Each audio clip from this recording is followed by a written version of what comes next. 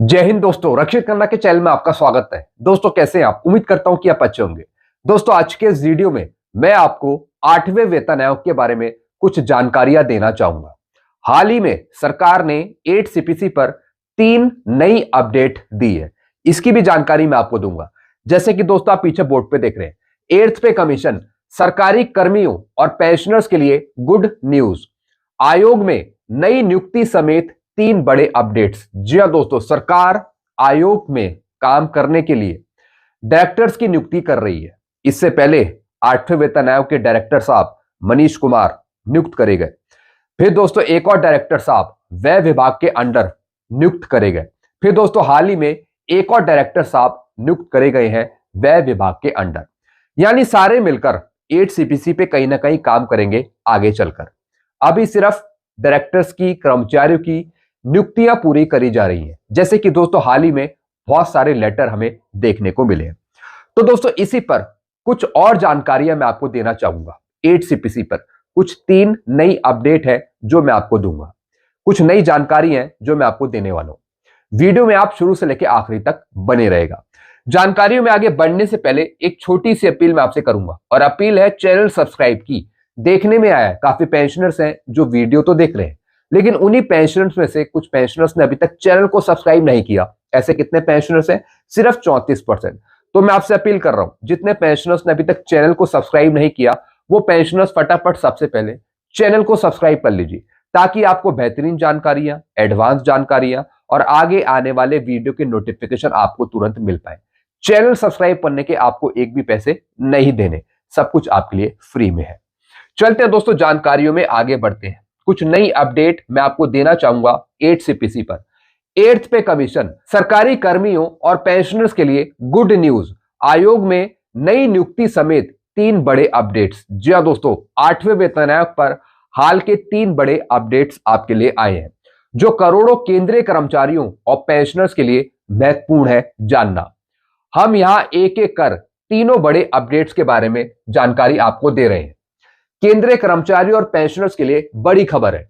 उनकी सैलरी और पेंशन बढ़ोतरी के लिए महत्वपूर्ण 8वें वेतन आयोग की तैयारी तेज हो गई है। जी हां दोस्तों, अभी वेतन आयोग ने पेंशन पर, सैलरी पे या फिर पे स्ट्रक्चर पे काम करना शुरू नहीं करा है, लेकिन सरकार द्वारा वेतन आयोग के लिए नियुक्तियां पूरी करी जा रही हैं, जैसे कि डायरेक्टर साहब की या फिर दोस्तों कुछ दूसरे कर्मियों की। प्रधानमंत्री नरेंद्र मोदी की अगुवाई वाली सरकार ने 8वें वेतन आयोग में डायरेक्टर के तौर पर एक और महत्वपूर्ण नियुक्ति की है। जैसा मैंने आपको बताया, एक और डायरेक्टर साहब नियुक्त कर लिए गए हैं।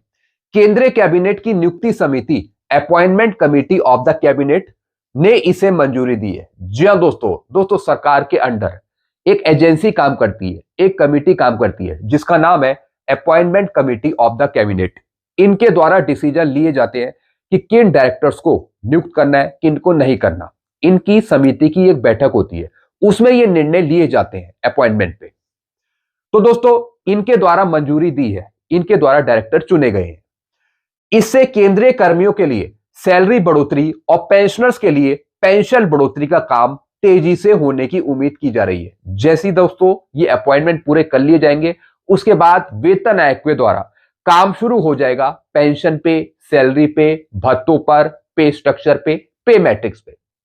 सैलरी और पेंशन कितनी बढ़ाई जाए, इसको लेकर आप भी सुझाव दे सकते हैं। जैसा आपको पता है, सरकारी वेबसाइट 8 सीपीसी की वेबसाइट खुली हुई है, वहां पर जाकर आप 16 मार्च तक प्रश्नों के उत्तर दे सकते हैं और अपने सुझाव रख सकते हैं 8th सीपीसी पर। फिर दोस्तों आगे क्या लिखा है?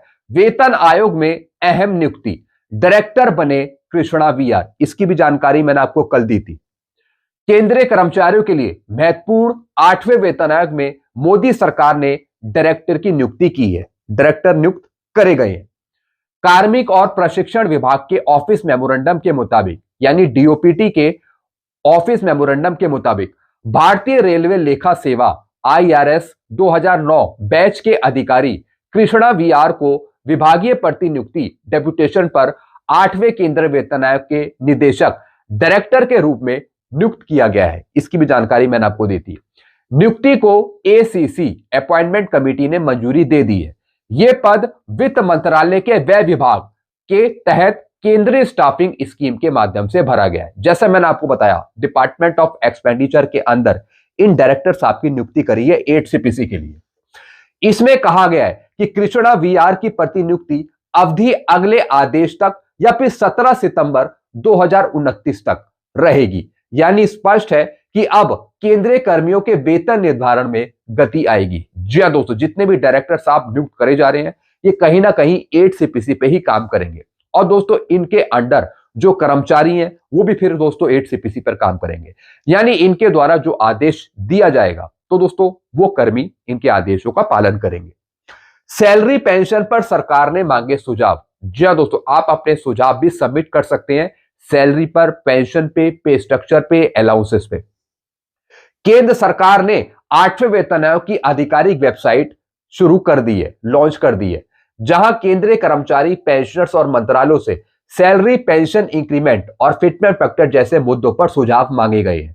आयोग ने स्पष्ट किया है कि सुझाव देने वालों की पहचान गोपनीय रखी जाएगी।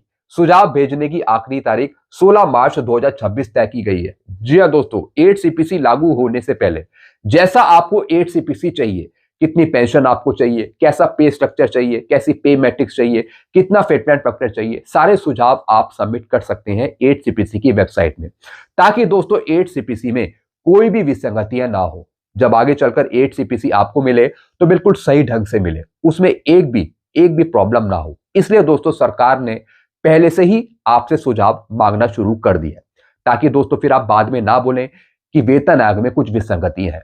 7CPC में भी बहुत सारी विसंगतियां हैं, अभी भी वो सुधरी नहीं है। तो दोस्तों सबसे पहले तो जो प्रॉब्लम है पहले से पे, पेंशन, सैलरी में, उसको दूर किया जाए 8CPC में, तभी दोस्तों नए सुझाव आगे कैरी फॉरवर्ड हो सकते हैं, तभी दोस्तों वो सुझाव माने जा सकते हैं। जब तक पुरानी विसंगतियां दूर नहीं होगी, जब तक दोस्तों फिर दोस्तों आगे सही से हमें पेंशन या फिर सैलरी नहीं मिल सकती, उसमें भी कहीं ना कहीं फिर प्रॉब्लम ही होगी।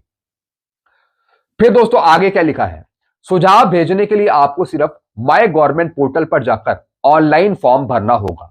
आप माय गवर्नमेंट की वेबसाइट पे दिए गए इस लिंक पर क्लिक करके 18 सवाले प्रश्नावली में अपने सुझाव दर्ज कर सकते हैं। जी हां दोस्तों, 18 क्वेश्चन है जिसके आप जवाब सबमिट कर सकते हैं। आयोग ने कहा है कि सुझाव केवल माय गवर्नमेंट के जरिए मान्य होंगे, ईमेल और अन्य माध्यम से भेजी गई राय स्वीकार नहीं की जाएगी। आपको सिर्फ इसी वेबसाइट के माध्यम से जो क्वेश्चंस हैं उसके आंसर देने हैं। संसद में सरकार ने दिया अपडेट। जी हां दोस्तों इन दिनों काफी अपडेट आई है 8CPC पे। सरकार ने आधिकारिक वेबसाइट लॉन्च कर दी, उसके बाद संसद में भी सरकार ने कुछ सवालों का जवाब दिया है 8CPC से संबंधित। 8वें वेतन आयोग पर हाल ही में सरकार ने संसद में बड़ा अपडेट दिया। वित्त राज्य मंत्री पंकज चौधरी ने संसद में आयोग के गठन से लेकर समीक्षा के विषयों के बारे में तस्वीर साफ की है। उन्होंने बताया कि आयोग के गठन की अधिसूचना 3 नवंबर 2025 को जारी कर दी गई थी। आयोग को अपनी रिपोर्ट तैयार करने के लिए 1.5 साल 18 महीने का वक्त दिया है। वेतन आयोग को कम से कम 18 महीने का समय लगेगा अपनी रिपोर्ट बनाने के लिए या फिर सौंपने के लिए। इस समय सीमा के अनुसार आयोग की सिफारिशें साल 2027 तक आने की संभावना है। हालांकि 1 जनवरी 2026 से एरियर जोड़कर दिया जा सकता है। जी हां दोस्तों, भले ही सरकार यहां पे लेट करे 8CPC को, लेकिन बैक डेट का आपको वो एरियर दे देगी 1 जनवरी 2026 से। इसकी भी जानकारी मैंने आपको पहले दी है। फिर क्या लिखा है, पंकज चौधरी ने बताया कि आयोग केंद्रीय कर्मचारी और पेंशन भोगियों के वेतनमान, भत्ते, पेंशन स्ट्रक्चर और सेवा शर्तों की व्यापक समीक्षा करेगा। जी हां दोस्तों, जो पे कमीशन है वो क्या क्या काम करेगा, पेंशनर्स की पेंशन से संबंधित काम करेगा, कर्मचारियों की सैलरी से संबंधित काम करेगा, पे स्ट्रक्चर बनाएगा, पे मैट्रिक्स बनाएगा, किस तरीके से लेवल को एडजस्ट करना है उसकी समीक्षा करेगा, भत्तों की समीक्षा करेगा। तो दोस्तों सारी चीजें वेतन आयोग करेगा, वो भी आपसे संबंधित। फिर क्या लिखा है, हालांकि सरकार ने अभी तक सिफारिशों को लागू करने के लिए कोई चरणबद्ध रोड मैप जारी नहीं किया है। जी हां दोस्तों, हालांकि दोस्तों सरकार ने अभी तक यह नहीं बताया कि कब तक सिफारिशों को पूरा कर लिया जाएगा। मतलब रोड मैप उसका क्या होगा, किस तरीके से वो पहले पेंशन के स्ट्रक्चर को देखेगा या फिर सैलरी के स्ट्रक्चर को देखेगा, किस तरीके से काम करेगा वेतन, अभी खुलकर वेतन आयोग ने फिर सरकार ने नहीं बताया। लेकिन फिर भी ये बात हमें पता है कि जो वेतन आयोग है वो सब चीज पर अपनी सिफारिश देगा, चाहे पेंशन हो, सैलरी हो, स्ट्रक्चर हो, पे मैट्रिक्स हो, लेवल्स हो, सब पर दोस्तों, सब पर वो समीक्षा करेगा, फिर अपनी रिपोर्ट सौंपेगा सरकार को। तो दोस्तों ये कुछ जानकारियां थी 8 सीपीसी से संबंधित जो मैंने आपको दी है। बाकी आप अपने विचार सुझाव नीचे कमेंट बॉक्स में रख सकते हैं। एक और जानकारी मैं आपको दूंगा, 2026 से पहले यानी 31/12/2025 तक जितने भी पेंशनर्स, फैमिली पेंशनर्स आए हैं, उनकी पेंशन रिवाइज करी जाएगी 8 सीपीसी में। यानी जो आप अभी पेंशन ले रहे हैं उसे आप मल्टीप्लाई करेंगे 8 सीपीसी के नए फिटमेंट फैक्टर के साथ, चाहे फिटमेंट फैक्टर 2.28 हो या फिर 1.92 हो। जितना भी सरकार आपको फिटमेंट फैक्टर देगी, वेतन आयोग आपको फिटमेंट फैक्टर देगा, वो आपकी बेसिक पेंशन से मल्टीप्लाई कर दिया जाएगा। एक बार फिर बता रहा हूं, 31/12/2025 तक जितने भी पेंशनर्स पेंशन आएंगे उनकी पेंशन को मल्टीप्लाई करेंगे फिटमेंट फैक्टर के साथ, और जो नई पेंशन आएगी वो लागू होगी 1/1/2026 से। 1/1/2026 के बाद जितने भी पेंशनर्स पेंशन आएंगे उनको नई पे मैट्रिक्स के अनुसार, 8 सीपीसी की नई पे मैट्रिक्स के अनुसार उनकी पे फिक्स कर दी जाएगी आगे के लिए। दोस्तों ये सारा काम आगे होगा जब 8 सीपीसी को लागू कर दिया जाएगा। फिलहाल आप मान के लेके चलिए कि 2027-28 के बीच में 8 सीपीसी को पूर्ण रूप से लागू कर दिया जाएगा, 2027-28 के बीच में, ऐसा मेरा मानना है। बाकी आप क्या कहते हैं आप नीचे कमेंट कर सकते हैं। तो दोस्तों बस ऐसी जानकारियां थी जो मैं आपके लिए लेकर आया था। कुछ और जानकारी आएंगी तो मैं आपको जरूर दूंगा। तो ऐसी जानकारियां पाने के लिए आप चैनल से जुड़ सकते हैं, चैनल को सब्सक्राइब कर सकते हैं। चैनल का नाम है Rakshit Khanna. Thank you so much.